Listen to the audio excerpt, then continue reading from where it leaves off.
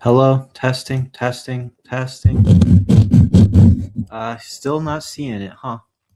Still not getting any feedback on this. Well, I'm gonna try to use. Oh, hello. I think it seems like now my mic is on.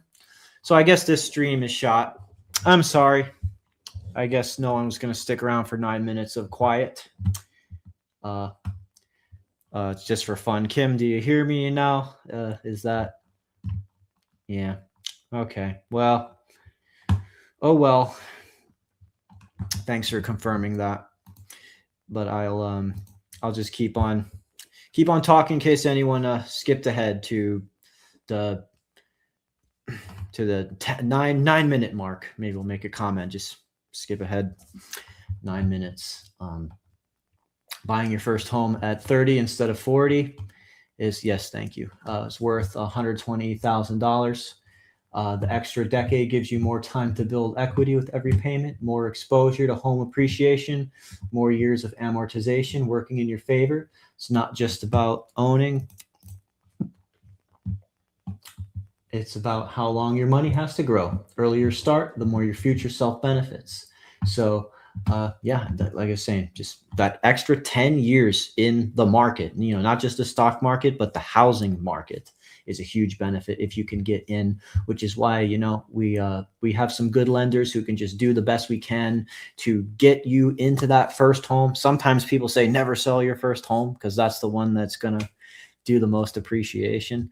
And of course, like I said, the average age of the first time home buyer has just hit 40. But you know what? We talk to your lender about gift funds that can come from family members or just other loan programs that are available for first time home buyers or hometown heroes or just benefits that are coming in.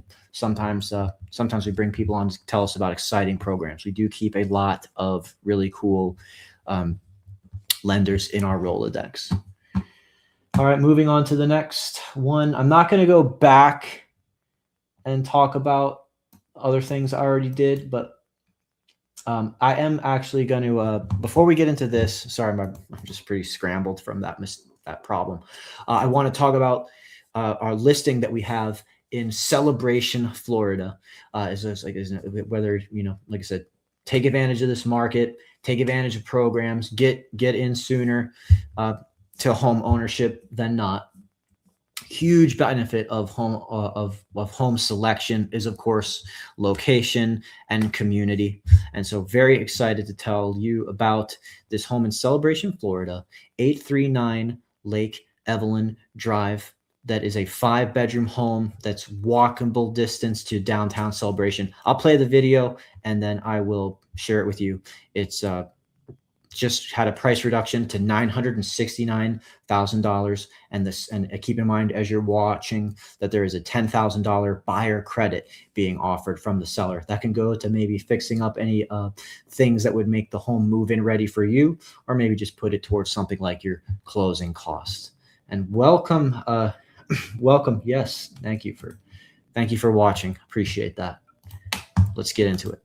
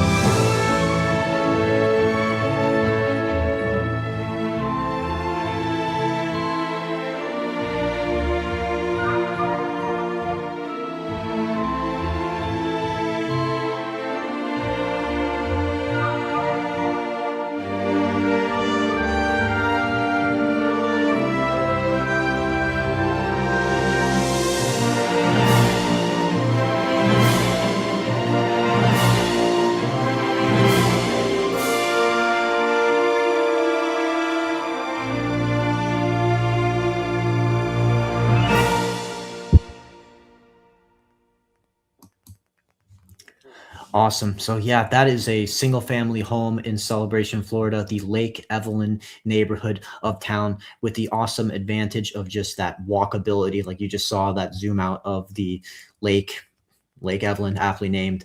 And what's so cool is you just go down that street, Lake Evelyn, you hit the corner, you have an option. Once you get to the water, you can make a right, and you're heading toward these beautiful walking trails behind the famous East Lawn Street with the estates, where like some of those homes have like gigantic water slides in their backyard into the pools and stuff.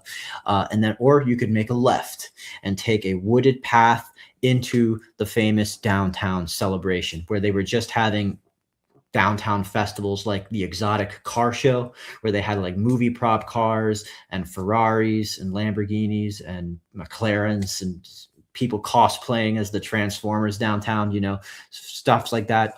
Oktoberfest, the fake snow that they do around Christmas, all the shops and restaurants. It's all about lifestyle at that point. So to get like 5 bedrooms, that is an awesome opportunity there. So yeah, it's right now it's vacant, and so real easy just to schedule showing if you or anyone that you know has been thinking about that downtown Celebration lifestyle. For 5 bedrooms right near to the downtown, that's a pretty sweet deal.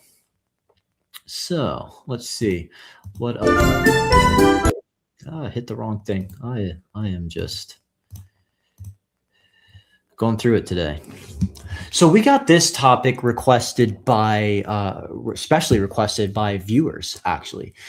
Some people just wanted some clarity about fee structures in like Central Florida and buying. And like some people, a lot, especially the first time home buyers, they don't necessarily know what's the difference between an HOA and a CDD in the community. We're actually thinking about doing a video, one of our like dedicated evergreen videos to explain this to you, to give you the power of education. So, but just for this article from Redfin, it just kind of especially lays out that the CDD versus the HOA comes down to purpose. HOAs are going to manage your community standards and the amenities that are offered to residents, while CDDs fund and maintain infrastructure for the community, like roads and utilities. And the fees are structured differently. Your HOA dues are often paid like monthly or even quarterly, like in Celebration. Pretty low one is Celebration. I think for single families, like 430 something a quarter right now. You average that out and divide it by 3 to get it in terms of your monthly. It's 100 and something a month for everything that Celebration puts on. But basically, there are some that are like annual. Like I know some on the coast. They're pretty small, and they pay them like once a year.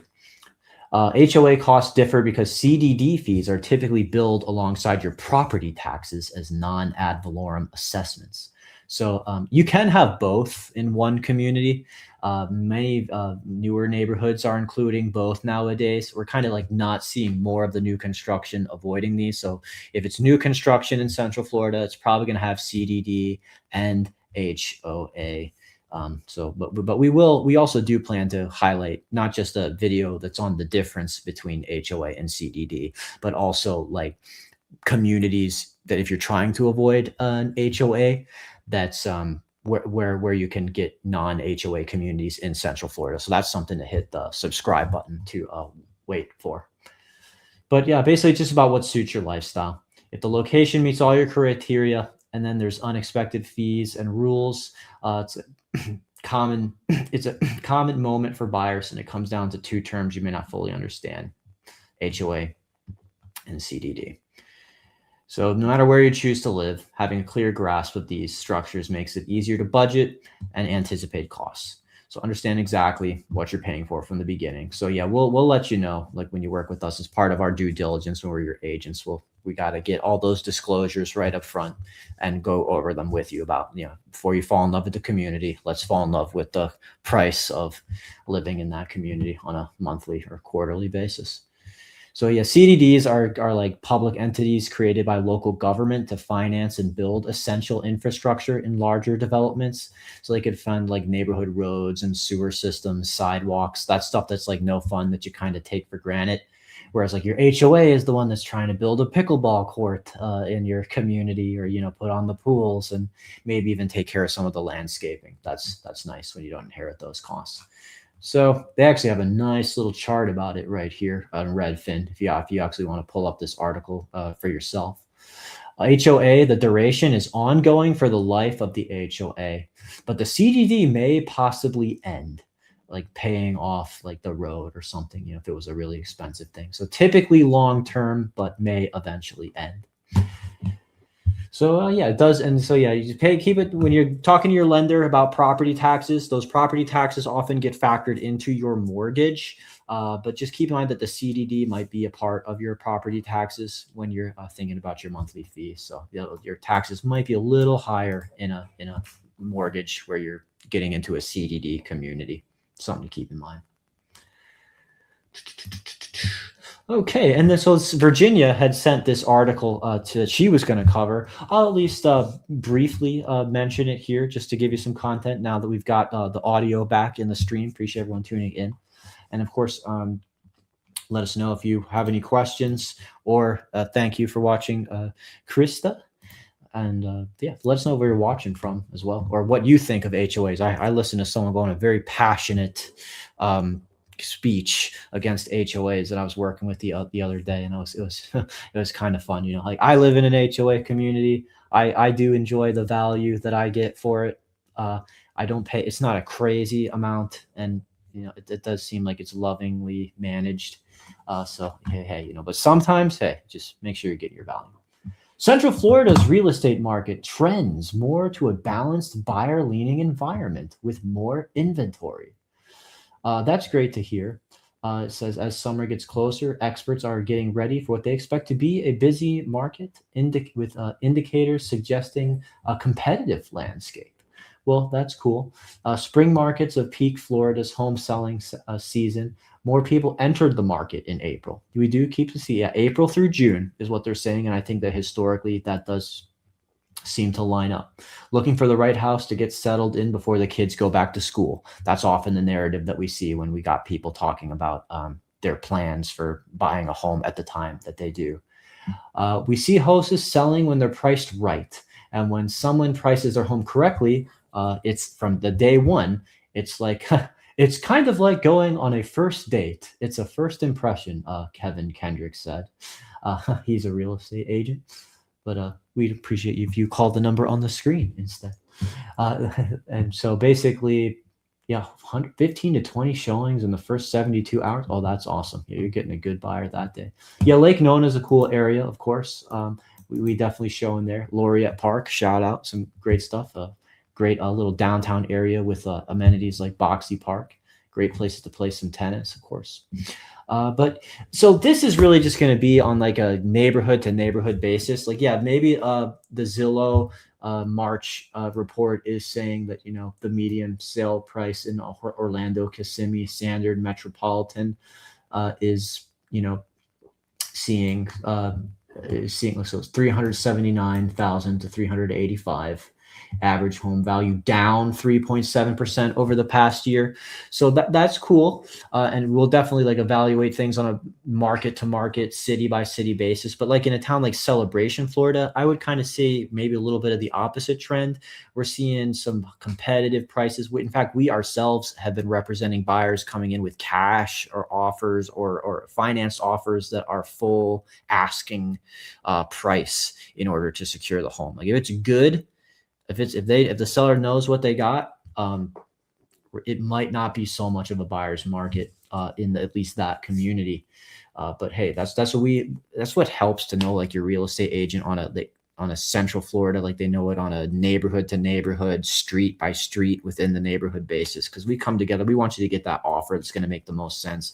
We don't like come up to you and say we think you should offer full asking unless, you know, we are really using our expertise. You know, we hear there's another offer on the table, and we have ways to strategize with you as a buyer to get that down as much as possible for you, or as a seller to just kind of know, hey, you've got leverage right now, so let's take advantage of this. So very cool. very cool just to see, hey, it's like a zero-sum game. Like buyers are happy when prices are low, sellers are happy when prices are high, and as agents, we got to represent both of you. So we're gonna do the balancing act, try to make everyone happy. So one more cool thing that I saw, it says like downtown Orlando getting a new skyscraper, or what's a 37-story high-rise building that's like right across from Lake Eola. So this is something that's not like official, but it sounds like it's making some really good progress for the process of getting it proposed. 37-story tower with office space, residential space, retail space, as well as hotel space. So yeah, there's gonna be some. Apparently, it's been a good long time since like downtown Orlando had like a new condo building. So that's great to get some more residential opportunities. As much as we love trendy shops and cute little restaurants and boba tea places opening up. So right across from Lake Eola, there's this lot at East Washington Street and Roseland Avenue that has sat empty for years. And basically, this high-rise has gotten a proposal before Orlando's City Planning Board. And project's architect is a Miami-based Kobe Karp architect, interior design and planning, who builds throughout Miami and Tampa. And it kind of looks like a cool building. They don't have. I wish they had more pictures of it here. Here we go. Here, the Kobe Karp architecture. So yeah, it's just, I guess that they've made it as tall as they're allowed to make it, which is, I guess cool, just to make most of the vertical square footage. Elevate the downtown area. True signal that there's confidence in downtown Orlando, that adding a 5-star hotel luxury residence doesn't only elevate, but strengthens our economy. So we'll keep you updated on that. That could be a really cool development to just add resident opportunities to downtown Orlando, and of course, add jobs and add lifestyle there. So let us know what you think of it, or if you think that building looks cool. It looks like a layered cake, like 37 floors. That's all I got for you. Sorry about the technical difficulties at the front. If you stayed with us, or if you're catching us live right now, appreciate your viewership there. And we have more videos planned. We've got great people on the team who are area experts in different parts of Central Florida. And we're all a bunch of Disney fans here. We want to geek out about the parks with you and everything that's new with Disney and Orlando and SeaWorld all the time. We're near to those places too, not just near Disney. And I will try to figure out why this is backwards, And I started the stream when it was muted, giving an awesome story about Fantasia, and how, even though it says Disney spelled backwards here, Yensid, that's what they named the wizard in Fantasia. That when Mickey's wearing the blue and white star hat, and he's trying to make all the brooms come to life. That's named after Waltz, as an homage to Walt. Yensid was the wizard's name spelled backwards. So that's what I thought of as a Disney fan when I saw Disney spelled backwards for some reason I don't understand on my screen here. And so, just make sure we got those Disney credentials here. They call me the Prince of Real Estate, Anyway, that's 27 minutes. Give you guys your evening back. Please hit the subscribe button. Please hit the like button. And we'll get on the path to 10,000 subscribers. You all take care. Have a good one.